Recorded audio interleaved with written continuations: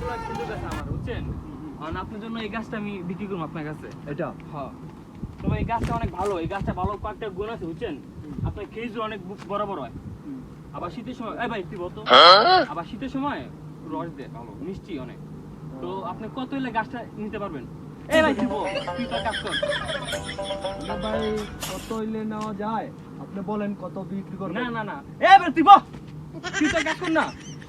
এই ভাই আপনি কত হইলে পারবেন না কোন 2 লাখ দেই এই খান তো এই আপনি কেডা ভাই আমি এখানে প্রতিদিন গাঁজা বানাই ভাই এটা আমার আসল আরে বাল তো এটা সমস্যা এটা ওর আসর ভাই এই গাছ আপনার কাছে বেচুন না অন্য একটা গাছ চলে